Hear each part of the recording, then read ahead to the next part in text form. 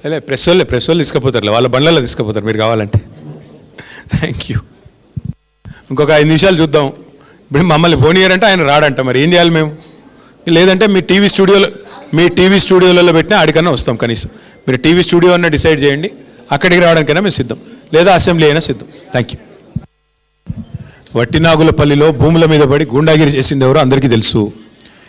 బాంబులు వెళ్తాయని డైలాగులు కొట్టి, తొడలు కొట్టి, జబ్బలు జరిచి చివరికి పారిపోయింది ఎవరో అందరికీ తెలుసు. ఇవాళ లొట్టపీస్ కేసులు పెట్టి గూండాగిరి చేసే ప్రయత్నం చేసి ప్రతిపక్షం గొంతు నొక్కే ప్రయత్నం చేస్తున్నది ఎవరో అందరికీ తెలుసు. ఎన్ని కేసులు పెట్టుకున్నా, మీరు ఎన్ని భూ కబ్జాలు చేసినా అన్నింటినీ కక్కించేది ఖాయం. ప్రభుత్వంలోకి వచ్చిన తర్వాత తప్పకుండా ఎవరెవరు అక్రమార్కులు ఈ 1 కోటి ఎకరాలు నిషేధిత జాబితాలో పెట్టిన వాళ్ళు ఎవరు, దాని వెనకాల జరుగుతున్న 30% లావాదేవీలు ఏంటి, ఇవన్నీ కూడా కక్కించే బాధ్యత. ఇవాళ బీజేపీ అండ చూసుకొని కాంగ్రెస్ మంత్రులు బీజేపీ అండ చూసుకొని చెలరేగిపోతూ ఉన్నారు.